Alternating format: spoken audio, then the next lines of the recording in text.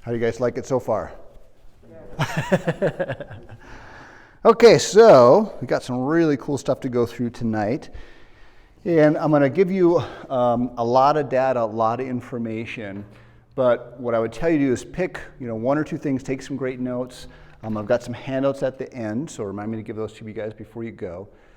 And but try to pick just one or two things you're going to implement. Don't try to do everything, of course, that'll overwhelm you, but just pick a couple of things that you're going to try to work on right away. And the beginning part we can talk about, I think, is the most important part. That's going to go through habits and really how to train your brain and really implement this stuff so it becomes a habit. Because we all know stuff that we should be doing that we're not doing, and there's stuff that we're doing that we shouldn't be doing. Like there's foods that we shouldn't be eating or things that we shouldn't be doing, but we still do those things. And why is that? Because of emotions, because of habits, right? They say that we make decisions based on emotions, and then we justify those things with logic, but we can change how we operate our brain on that. Okay, does that sound good? Okay, so the first thing we can talk about is habits, okay, and how to, again, utilize our brain the right way. And I will say too, is if I tell you to write something down, I encourage you to write it down, even if you never plan on looking at the notes again, because when you write something down, it engages your brain a little bit differently. They did some really cool research at the University of Washington. So even if you plan on never looking at those notes again, you write it down, it'll impact your brain a little bit better, okay? So the first thing we'll talk about is something called Hebb's Law. Hebb's Law, H-E-B-B-S, Hebb's Law. And Hebb's Law states that nerve cells that fire together, wire together. Okay, nerve cells that fire together, wire together. And one thing to think about, even with health, whether it's weight loss, whether it's anything you're trying to accomplish with your health, one thing to remember is that our brain's job, our nervous system's job, number one, is just to keep us alive. Okay? It's going to do everything it can to keep us alive and to survive before it's going to help us thrive and be overly healthy. Okay? It's going to do everything it can to protect us first. Okay? So the reason that's important in terms of Hebb's Law is it wants to be efficient. So when you guys first learned how to tie your shoes, it was really difficult in the beginning, really hard and hard and hard. Then you did it 10 times and 15 times. Pretty soon it got so automatic that now if you go to tie your shoes, you don't even think about it, right? And if I told you to think about and learn how to actually really concentrate on how you tied your shoes, you would probably mess it up, right? And the reason that happens is because it's so wired into our brain, the brain wants to have that efficiency, so it doesn't have to waste any extra energy. Now this is also evident in a lot of other areas of our lives, either intentionally or unintentionally. We've created certain habits. Some of those serve us and some of those don't, but they're so automatic that we don't even think about those things. We want to be aware of those things. But the cool thing is we can actually use Hebb's Law to wire those things in. So for example, if you don't like eating salads and you know that can be helpful for you for your health, you can teach yourself or train your brain to actually enjoy salads. I can tell you from experience. I used to hate vegetables. I used to hate salad, okay? So the way that this works is, has everybody been sledding before? Anybody not been sledding? So have you ever been sledding where it's like super deep snow and it's so deep that when you go down the first time, like you actually have to push your sled? And then once you go down, once you get kind of a groove in the snow, and then you go down another time and it gets a little bit better groove, and the more you do, it just keeps better and better, and then you kind of got this trail and it goes really fast, right? You guys have all kind of experienced that before. That's literally how it works in our brain. We do one activity once, it creates a pattern. We do it over and over and over. If we do that over and over and over, it creates this wiring, just like tying your shoes, and becomes so automatic we don't have to think about it. Okay, so that's one component of it. Now the second thing when it comes to habits is that, again, we want to go back to the brain's efficiency, right? So there's something, and the stuff I'm sharing with you guys right now is from a book, the habit stuff. Most of that's from a book called Atomic Habits. Really good book. If you like to read, I really encourage some really good stories in here. If you don't like to read, you can go on either YouTube or go to a podcast. The author's name is James Clear, and he's done tons of interviews. And if you listen to a couple of his interviews, he talks about kind of the same things over and over. You'll get a lot of information by listening to a 30-minute or an hour-long video, but really, really some cool stuff. And he talks about how habits work and how our brains work and why we make some of the decisions that we do. So he talks about in that book, and I don't think he came up with this, but he talks about in the book the 30-second rule, okay? So again, we want to have our brain wants to be efficient. So what that means is basically if it takes us, and I'm talking about in general here, if it takes us more than 30 seconds to initiate a habit or to start something, we're probably not going to do it, right? Because our brain's lazy and our brain wants to protect us, and it's very careful about what's it's going to spend energy on, okay? So we can use this to either initiate good habits, we want to make it really easy, or we want to make it more difficult to start bad habits. So for example, if you were trying to learn how to play the guitar, and you put that guitar in a case and you put it in the closet, you're much less likely to practice guitar because you've got to get it out of the closet, you've got to open it up, and then get it out. If you just leave it laying on your couch, and you walk by and you see it there, you'll probably grab it and just start doing it, right? So he gives one of the examples he gives in the book of this guy that wanted to lose weight, and he knew that he needed to exercise, and he wasn't in the habit of exercising. So what he did is he would get his gym clothes on, he would drive to the gym, he'd go into the gym, and he would literally work out. He'd do like one exercise. So like 30 seconds or a minute of exercise, and then he would go back home. And then he'd come back the next day and he'd do the same thing. Because he knew that if he tried to work out for a half hour or whatever, he would get overwhelmed, and then the next day he would not want to go back. But he knew if he only had to commit to like one exercise or 1 minute, he could do that. Now a lot of people say, well, what a waste of time. You're driving all the way there and only doing one exercise. But he knew that if he could train his brain to get into that habit, then it would become a habit, and then he could stick with it. So then he did that for about 90 days, and then he started ramping it up, and he lost over 100 pounds, and then kept that weight off for more than 10 years, which is pretty amazing. So I always say that and he talks about in this book too, you cannot improve a habit that you don't have. Sounds so simple, but you cannot improve a habit that you don't have. So if you say, well, I really need to work out, and you're not working out right now, and you go to start working out for 45 minutes a day, 5 days a week, you might be able to do that for a week or two, but most people they're going to get overwhelmed, they're going to get tired, they get sore, or life is going to get busy and they're going to stop doing it. Does that make sense? You guys, we've all done this before. You have the best intentions, and you start something, you're really gung-ho, and then you stop it. And a lot of times it's our brain trying to protect us, right, on an unconscious or that subconscious level, okay?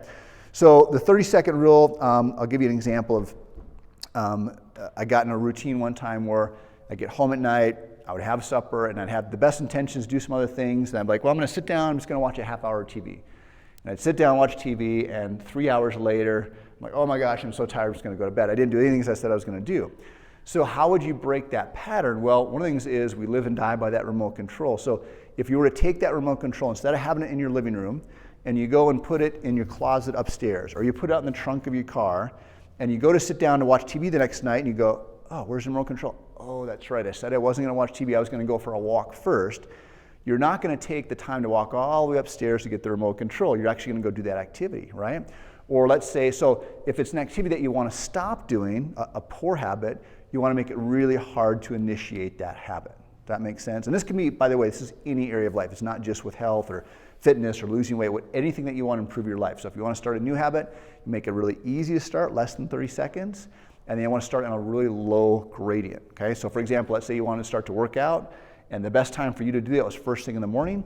You can go to bed, at least temporarily, go to bed with your gym clothes on, and put your gym shoes right next to your bed, so that when you wake up in the morning, you like literally step onto your shoes like, oh yeah, I said I was going to work out in the morning.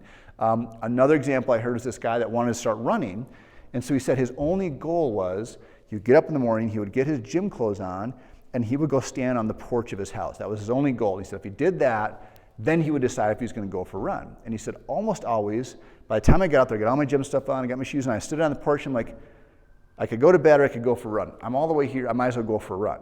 And he said, sometimes I would just go back to bed. I'm like, I just feel like going back to bed today. But most of the time he put that effort in, he got to that point, he would just go and work out. Do you guys, anybody know what the heaviest weight in the gym is? The front door, right? Because once you get in the front door, you're very likely to work out. One of the techniques I use for working out, I've been working out really consistently for a long time, but there's still a lot of times where I go to work out and I'm stiff and I'm sore, tired, I don't want to work out. So all I commit to is doing my warm-up routine, and it's 3 sets, and usually the first set, I'm sore, I'm tired, I'm achy, I don't feel like doing it. By the middle of the second set, I'm kind of warmed up, I'm feeling a little bit better. By the end of the third set, usually I feel great and I'm ready to work out. But I commit to the warm-up, and then once I get done with the warm-up, then I can decide if I want to work out. And I never don't work out at that point because I'm warmed up, I'm feeling good, okay? Does that make sense? Okay? So I want you guys to think of right now of one thing that you want to either initiate or that you want to improve. It could be health related, it could be nutrition, it could be exercise, it could be anything.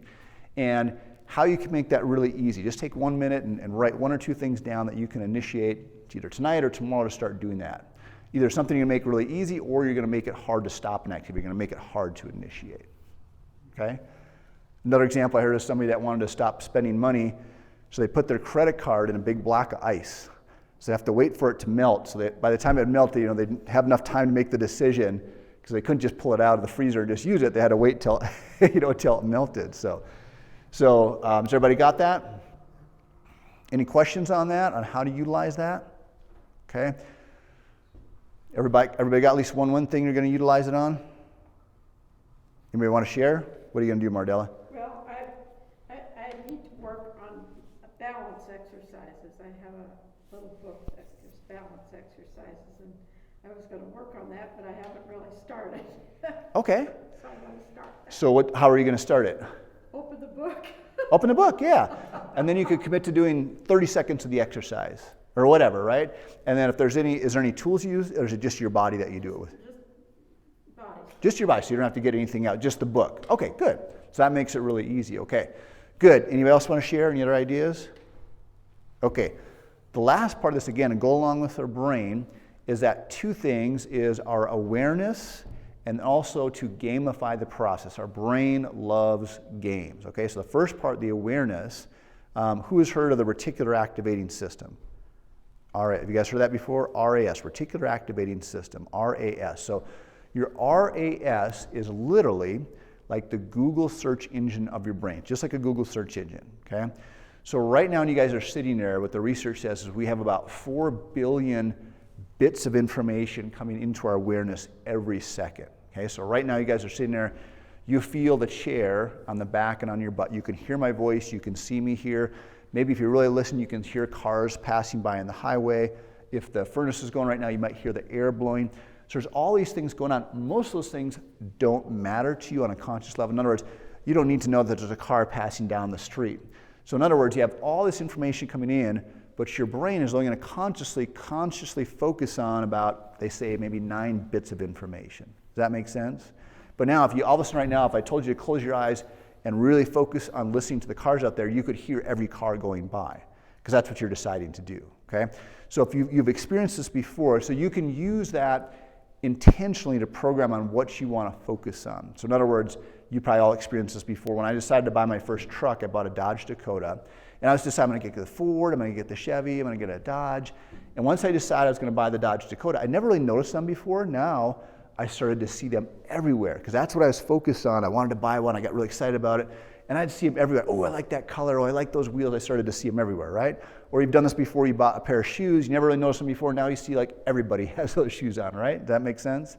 So we can use this. We want to bring that to our awareness, okay? Now, one of the ways that you can do this is by tracking, okay? So for example, and you can do this a million different ways, but let's say if you wanted to improve your nutrition, you wanted to eat less, you wanted to eat more sugar, or eat less sugar, eat better fats, whatever it is, if all you did was took a little tiny notebook and you put it in your pocket, and every time you went to eat something, you pulled that notebook out and you wrote it down. In other words, you don't have to worry about changing anything in your diet. Just every time you want to eat something, you pull out that notebook and you write it down, and you have the intention that whatever your goal is, I want to release 10 pounds, I want to eat less sugar so my joints feel better, whatever your goal is, and then every time you write it down, it's going to come to your awareness, and now you're going to go, ooh, I was really going to have this bowl of ice cream, but I also want to have my joints feel better.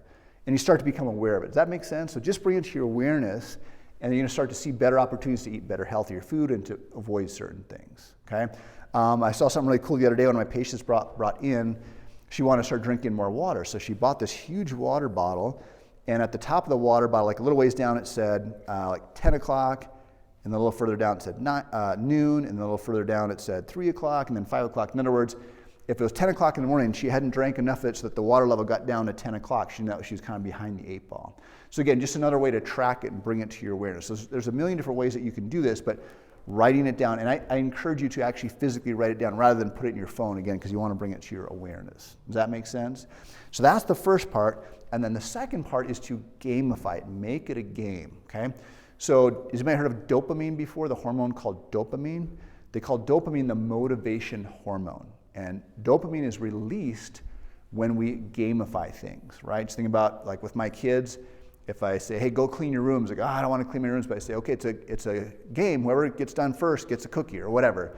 Oh, okay, now they're excited about doing that, all right? Same thing with you. You've done things where if it's a game, you're just much more excited to do it, right? Because that's how our brain works. So if you can make, especially these things that are challenging, gamify it somehow. Like, okay, If I want to watch Netflix tonight, I got to get in 50 push-ups by the end of the day, or whatever. You can reward yourself, but the more that you can gamify that process, the better. So right now, for example, with my workouts, I have two things. I have a little log book that I write down all my weights in, so I can see it from the last time and go, okay, this is how many reps I did, and this is how much weight I lifted. My goal is to do a little better the next time. And just that little bit of competition in my brain to try to beat my last score, even if I'm just competing against myself, it gives you more energy. Okay, that's one thing. And then last year, my wife and kids bought me one of those watches that tracks your heart rate and blood pressure, or not blood pressure, but heart rate and your calories and things like that.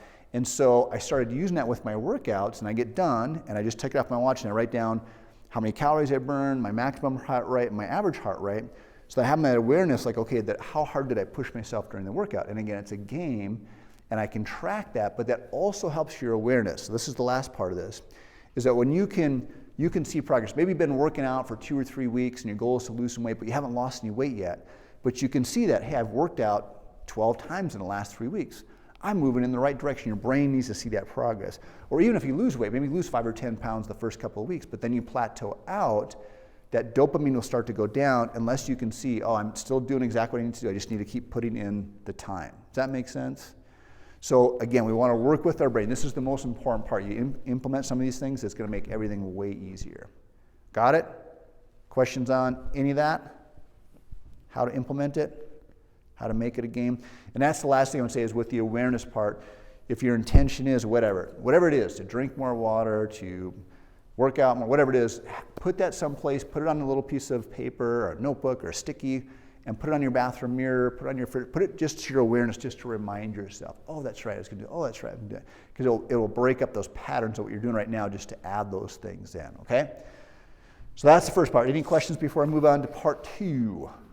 Okay, so the second thing I want to talk about is fasting. Is anybody fasting right now? Intermittent fasting? Okay, so intermittent fasting, I've been doing intermittent fasting now for about, I was trying to figure out the other day, maybe 7 or 8 or 9 years, and it's been huge for me, huge game changer. And for me, when I started doing intermittent fasting, I was eating healthy foods, but I didn't realize I was way overeating until I started doing the intermittent fasting. And intermittent fasting has nothing to do with cutting out calories.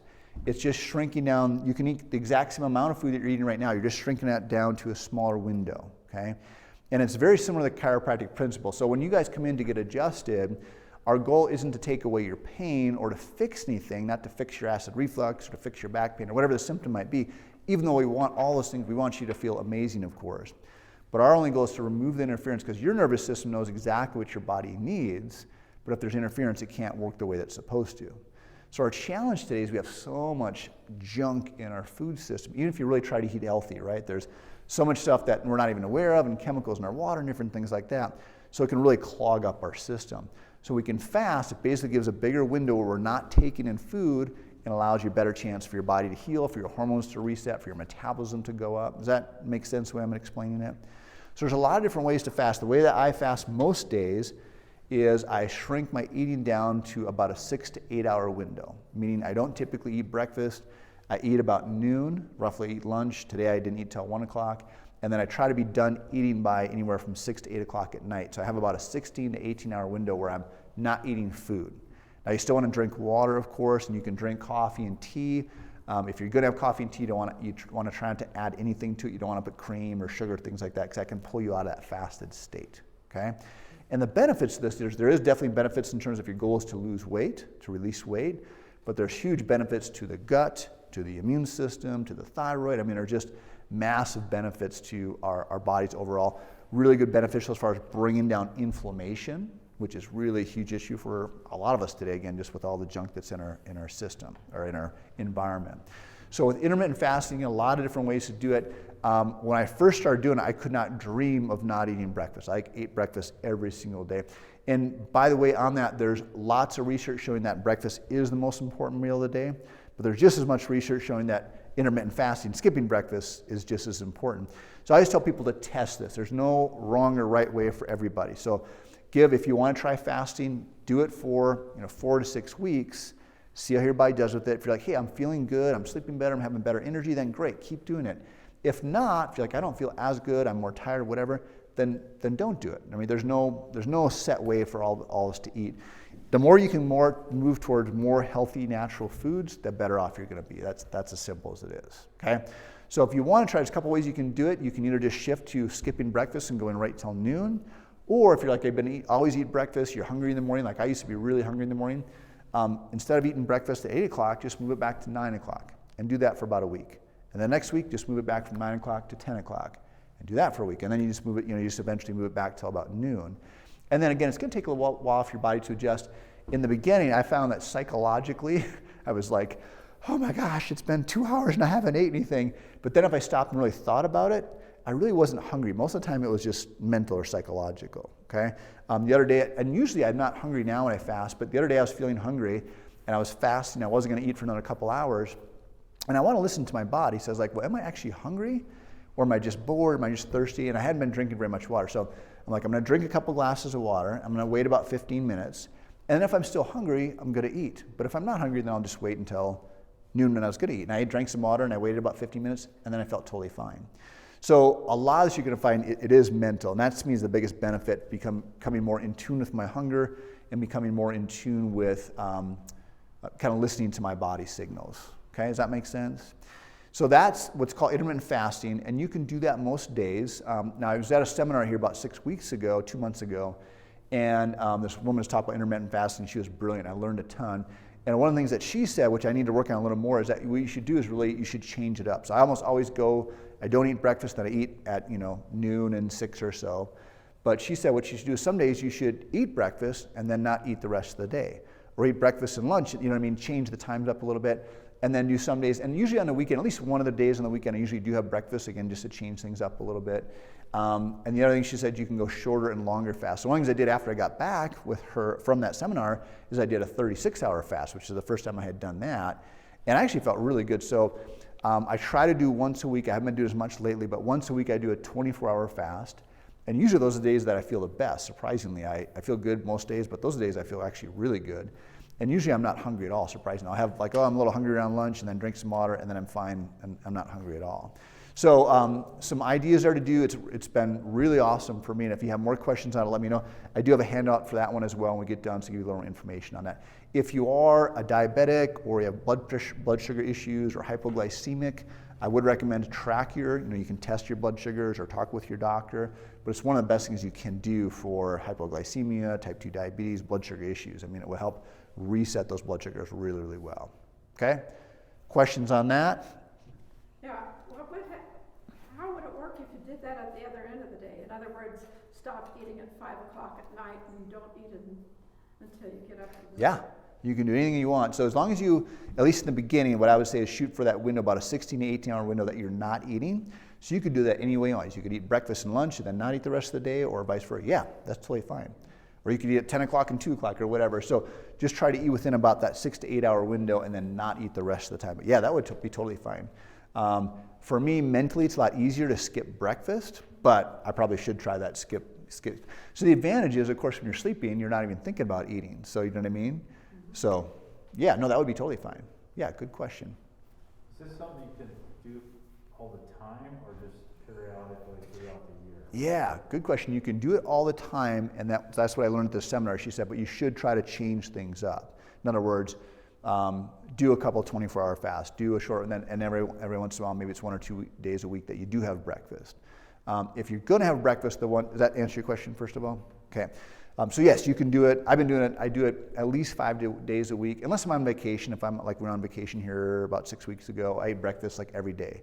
So I'll switch things up on those things. But most of the time, 90% of the time I'm doing it, not eating breakfast and those things.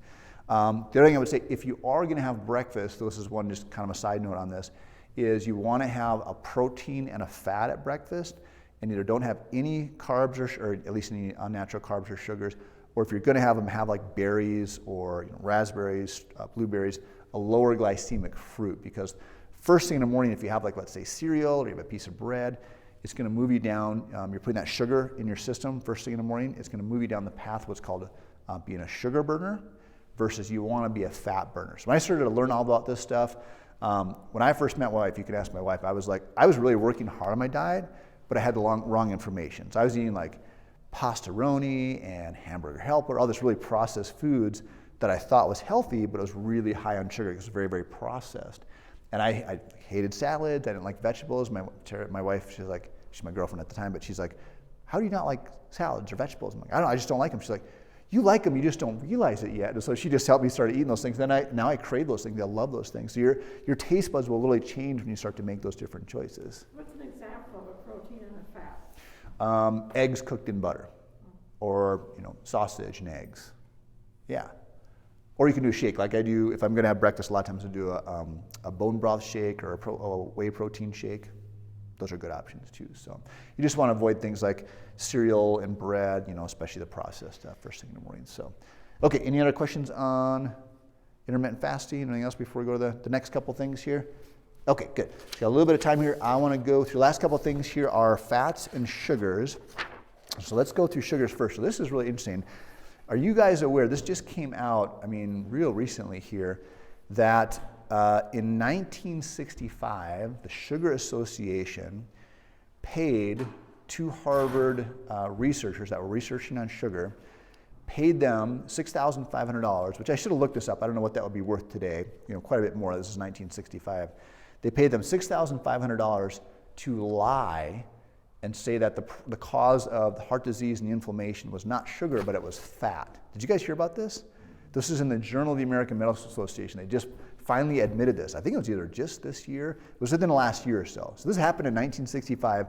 It just came out now. So think about how many years, and a lot of people still believe this. I still believe this until I started to learn this 15, 20 years ago now, that the problem as far as heart disease is caused by sugar and inflammation, and we try to avoid fat, which is the worst thing we can do in terms of our health. We'll talk about fats here in just a minute. So what the Sugar Association started to realize, this research started to come out showing that sugar causes inflammation. That was actually the cause for heart disease and high cholesterol and a lot of these other issues that they were having. And they was like, man, if people start to understand this, they're going to eat less sugar and we're going to make less money. So we need to convince them otherwise. So they pay these Harvard scientists, but they also realized there's a lot of other research coming out. So they started doing their own research. And this is where you saw like these ads, like the smoking ads in like the 60s, and saying, oh, it's actually healthy for you, it's good for you. And unfortunately, if you're not aware about it, this is still what the pharmaceutical companies do today. They do their own research, they pay people off, and they have this stuff in these journals and say, oh yeah, we did this research and show that this drug is so beneficial, when they did the research themselves and basically made up. I'm not saying that all drugs are like that, but a lot of these companies are not, they're not on the up and up, so to speak, okay? So sugar is, and you guys probably know a lot of these things about sugar, but sugar is really damaging to our body. It drives up insulin. Insulin's the hormone that's released from sugar, and that's what helps move sugar into the cell. But if you can't burn sugar right away, what does your body do with it? Stores it as fat, right? And so insulin also, when insulin goes up and sugar, it's an anti-nutrient, meaning if you were to eat a really nice healthy salad and at the same time you ate a bunch of sugar, you're not going to be able, your body's actually going to block a lot of those good nutrients. So this is where you can see a lot of people that are overweight, they've ate a ton of food, but they're actually malnourished because they're not getting those nutrients into their body, which is pretty crazy, right? Also, sugar is massive and inflammatory. So if you're eating when I say sugar, by the way, I don't mean just like candy bars and pop, things like that. What else is sugar in today? Fruit, so natural, which is not a bad thing, right? Vegetables. What else is sugar in? Yeah, soda pop, salad dressings, crackers, soups, granola bars. Almost anything that's in a package has some form of sugar. Now, it won't typically say sugar on the label, but it will say, either high fructose corn syrup or corn sugar or all these other names, brown rice syrup. And there's some sugars that are better than others. I was just actually watching a video the other day, and this Dr. Eric Berg was talking about if you take pure sugar cane, you picked it off the plant. I've never had it myself, but he said you could eat that every day and you would never get cavities because it's a whole food. And the body knows what to do with it, but what they do with processed sugars is they break it down, and it's much more damaging to our body, okay? So when we eat sugars like that, drives the inflammation up. Inflammation actually is the reason that we have high cholesterol. Cholesterol is actually a healing agent. So cholesterol goes up in response to the inflammation, not the other way around, Okay? So when we take a drug to lower cholesterol, cholesterol is not the problem, it's bringing that inflammation down. And they did research, it's kind of like if you went to the dump right now and you saw a bunch of rats and mice in the garbage, you could make one or two assumptions. You could go, man, these mice and these rats brought all this garbage here, or you could say, all this garbage is here and these mice and rats came to take advantage of it. And that's what cholesterol is. People that have high cholesterol also get heart disease, but the cholesterol is trying to bring that inflammation down. Does that make sense the way I'm explaining it? Okay? So we really want to watch your sugar, and that's the big thing is you got to really start to read labels. And if you do this for even just a couple of weeks, you'll really start to become aware of what sugar is in. I was really shocked when I started to read these things, of all the things that's in as far as salad dressings and ketchups and things and the good thing today is there's a lot better choices. Like you can get a ketchup that has no sugar in it, or you can get, these foods that are much, much healthier for us, but you still get the benefit of the taste and different things like that. There was a really good article in the Independent Record today about sugar. Oh, was there? Yeah, really good. Oh, I'll have to check that out. So again, when we get done, I've got this list, make sure I give it to you as we go, all these things that you can look for on your labels. You can just start to read these things. And after you do that for a couple of weeks, you'll get much more aware. So when you go shopping, you don't have to read the labels every time, you'll just have an awareness of that. But if any packaged food, and most of the time the ones that say healthy, natural, those are usually the worst ones. They have the nice pictures on there. So if you can bring those down, you'll be surprised if you just bring your sugars down a little bit, or if you get really serious and you totally cut sugars out, you'll be amazed how much better you feel, how much better your joints feel, how much better you sleep. I mean, it has so many different factors. So sugar is a huge thing. Is everybody aware of xylitol, stevia? Have you guys heard of those things before? Are you aware of those, Bill? Okay, so those are great alternatives to use that don't they're not going to drive insulin up, they're not inflammatory, and they're in a lot of really healthy foods, packaged foods. They're a little bit harder to find, like you're going to find those at natural grocers and real food store and places like that. What besides stevia? Xylitol. So xylitol is alcohol-based, it's Xylitol, and you can get it it's just like sugar. I mean, it's like a powder. It's much more potent than sugar. And then there's stevia is an herb-based. I like stevia. But I hadn't heard of that. Yeah, and xylitol, I don't bake. My wife's not much of a baker, but xylitol is apparently a really good alternative for baking versus using sugar. I don't like xylitol as much. Some people have a preference, like some people don't like stevia as much. I really like stevia, so. And you can get like powdered stevia just like sugar, but you can also get it now in liquid ones, like sweeteners that are like you can use in coffee, chocolate and chocolate raspberry and amaretto, all these different flavors that you can do too. So that's kind of cool as well. So, okay, I think that's it on sugar. Any questions on sugar that I didn't answer? Or any thoughts or questions on that? And same thing, so if you can do a couple different ways. We talk about the brain and doing it on a gradient. There is also the advantage of going cold turkey. I'm like, I gotta totally cut these things out. You probably will get some withdrawal, depending on how much sugar you're eating, depending on how you do that. You may get a little bit of withdrawal, but typically that goes pretty quickly, okay? So, so the last thing we'll talk about here is fat. And like I said, fat's been wrongly blamed for a lot of our health issues today. And the reality is that we need fat. Our brain is made mostly of fat, which is kind of funny. Nerve tissue is made of fat. Cholesterol, our cells are made of fat. At least part of them are, and cholesterol is derived from fat. So we need those things. And when I first started to learn about nutrition, and I was starting to work out when I was in college before I decided to go to chiropractic school. And at that time, low fat, probably from that research from earlier, low fat was kind of the rage. And logically, that makes sense. If I want to be less fat, I want to be more lean. If I eat less fat, I'm going to be less fat. Logically, that makes sense, but that's not how our body works. And we actually need fat to burn fat. So when I learned this and I finally started adding healthy fats into my diet, I felt so much better. Also, I always look at like fat versus carbs. Fat's like when you make a fire and there's certain woods that burn really slow and they're very hot and they give you really good warmth, versus there's some wood when you build a fire, like it flames up really high but it burns up pretty quick. Carbs and sugars are more like that. You're gonna get a boost of energy really quick and then you're gonna crash. Versus fat's gonna keep you full longer and it's gonna keep you satiated longer and it's gonna give you energy longer, okay? So you wanna make sure, and I've got a list of fats here that I'll send with you as well. You wanna make sure you're getting good healthy fats into your diet. You can cook with them. I put, anytime I have a salad, I'll put some type of olive oil or avocado oil on there, and that's a great way to get fat in. The thing you wanna avoid, of course, are the processed fats. Now, why do we have processed fats? Why do we have things like trans fats and processed fats?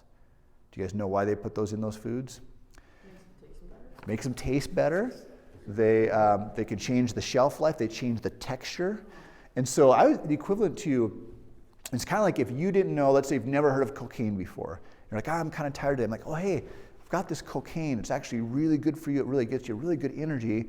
And you take it, you're like, oh my gosh, I feel amazing.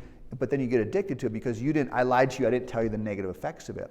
It's kind of what these food manufacturers are doing. They're altering these foods, and they affect our brain not much different than things like cocaine or these addictive drugs. I was listening to a podcast the other day, and this counselor was talking about marijuana. She was talking about like 70% of her patients, she was a addictive, helping people get off drugs, an addictive counselor, and she said like 70% of her patients were coming in for marijuana, which I'd really surprised her, because I was always taught that, marijuana it's not physically addictive, it's mentally addictive, but it's not physically addictive. And she said, well, back in like the 60s and 70s, that type of marijuana was like very, very low THC, and they've altered it so much. I don't know if that's from genetic engineering or just becoming better at farming, I don't know, but now I guess the THC levels are like, it's like a hard drug, some of this marijuana. And I thought, well, that's kind of like these food things. I mean, the cookie that you got back in, like, say, the 70s, 80s, and I'm not saying it was good for you, but it probably just had natural sugar in it, and you eat it, and okay, it's not that big a deal. But now we've got, high fructose corn syrup, we've got these trans fats, these bad fats anyway. Now, trans fats are supposed to be outlawed now. I don't know if I don't trust the food manufacturers, so who knows if that's actually true. But the way that I look at it is kind of like this, is if, let's say you only spoke Spanish, and I only spoke English, and you came to my office and you were looking for directions on how to get to Walmart.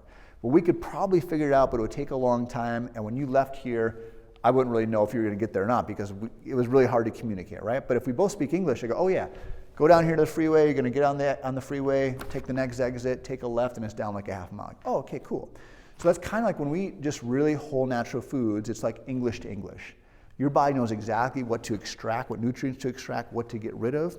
But when you have these processed foods, these bad fats, these trans fats, these damaged fats, it's like Spanish to English. Your body's like, I kind of know what this is, but I'm not really sure, and it just does the best it can. It basically clogs up your system and creates massive inflammation, which again can lead to heart disease and all these other things that we want to avoid, right? And basically, a good way to look, just kind of slows things down. Just like me trying to give you directions, it takes a lot longer. These things clog up the system. They slow our metabolism down. We'll actually put weight on to protect us, right? So these toxins, your body wants to get toxins. If it can't immediately get them out of your system, it's going to move them away from your vital organs. And the best way it can do that is to store those in fat. And so that's where a lot of times it's not, people are like, I'm eating really healthy, but they're being exposed to these toxins. And the toxins don't come just from food. They can come from molds in our houses and different things like that, okay? So the last thing I'll say on that is we really want to watch with the omega-3 to omega-6 ratio. If you haven't heard of that before, so omega-3s and omega-6s are something we don't manufacture in our body. We have to get those, are the one they call essential fatty acids. We have to get those from our diet or from supplementation. The challenge is when we do these processed foods, so omega-3s are anti-inflammatory, they bring inflammation down.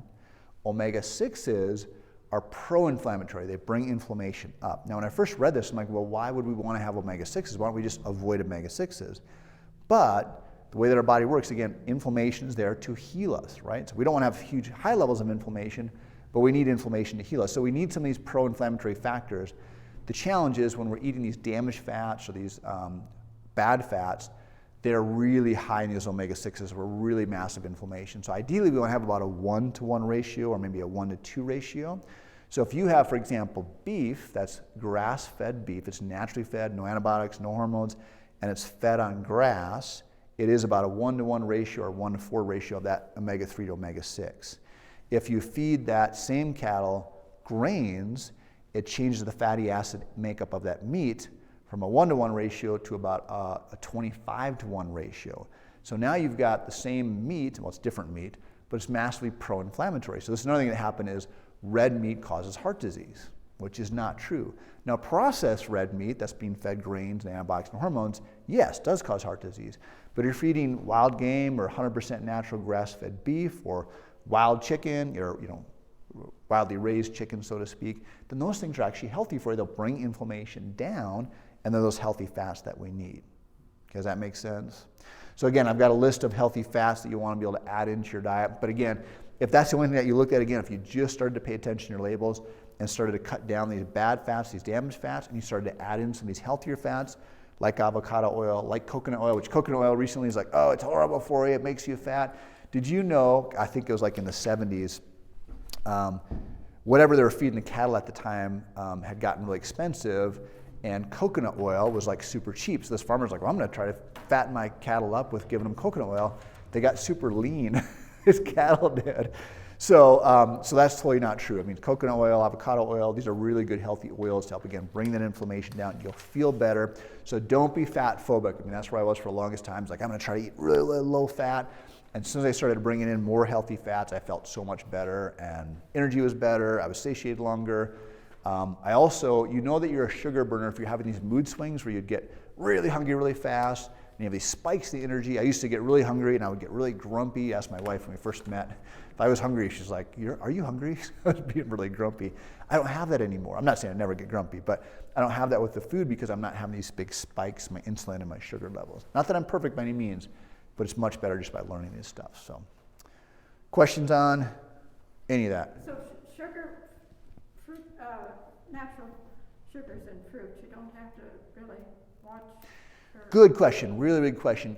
You can overdo fruit. Now, fruit still is a sugar, but it's natural, especially if you're getting its natural state, versus if you drink fruit juice, it's processed, it's gonna spike your insulin, and some fruit juices are actually worse than pop. But if you're having a whole orange or an apple or different things like that, are you guys familiar with the glycemic index? Glycemic index are basically, it's how fast it raises your blood sugar. So for example, an orange is going to raise your blood sugar much quicker than, let's say, a Granny Smith apple. So like Granny Smith apples, avocados, raspberries, blueberries, they're very low on the glycemic index. So your blood sugar is going to go like this. If you eat an orange, it's going to go up like this. Or if you have like a piece of bread or some white rice, it's going to, really, really fast. So if you're having fruit, you can overdo fruit. You really can't overdo vegetables. There is some sugars there, but it's very low. It's going to raise your blood sugars very, very slowly. So fructose is a sugar. It's a natural sugar. So if you're, you can overdo fruit, but if you're having the whole natural kind, especially if you're having those lower glycemic kind, you really don't have to worry about it too much. So yeah, that's a really good question. So any other questions before we finish up? And I'm happy, if you guys have questions you want to ask me one-on-one, I'm happy to stick around. Milk, that's the thing about milk. It used to be get low-fat skim milk because it's Right. safer, it's better for you. That's what I grew up in. I used to drink that. When I was really young, there was a farm near us. We would actually go and fill your thing right from the bulk tank, and that was awesome. But then, I was like, I want to have low fat. I used to drink skim milk all the time. So when they pasteurize it, if I remember this right, it goes from natural lactose to lactase, or vice versa. I can't remember which is a much higher sugar level. So it's really high in sugar. It coats the gut. They actually just studied at the University of Missoula where they, when they do some of these studies with ultrasounds, they need a contrast. They actually use milk because it coated the intestines so much, and it worked better than some of these chemicals are using. And I grew up on milk, so it was just, so if you can get whole health, right from the cow, it's much, much better. The less processed it is, the better, yeah, good. So, which is better for you, the whole milk or the skim milk? If you're gonna have milk, you wanna have the whole milk. Like I just got there, actually, we usually use coconut milk at our house and non-dairy, but I just noticed at Natural Grocers, they've got a grass-fed whole milk that's actually pretty good. Antibiotic-free, hormone-free. So I think they still I think they have to pasteurize it if they're gonna sell it commercially. So it still does change the sugar level. Pasteurize it a little bit, Yeah. You can't stand whole milk, you have to have 1%. So we switched. I still have milk occasionally, but like I'll do my shakes, I mostly do coconut milk. So I started with soy milk, and then I found that's bad for you. And I said rice milk, which is better, but it's pretty high in sugar. And I did almond milk, and almond milk, coconut milk, those are good alternatives as well. So yeah, good questions, guys. Any other questions before I finish up? I'll get you these handouts. And like I said, I'm happy to stick around if there's things I didn't answer for you. So a couple things here. One is water. We didn't talk about water, but really important water. Some good tips on water there. And then on the back of that is fruits. So your questions you had on fats and fruits are some good guidelines for that. I just want to grab those and hand that around. And then the second one here is on the sugar, what to read for on the labels, the sugars, and then also the intermittent fasting guide that I mentioned there too. So if you just want to grab one of those and hand those back.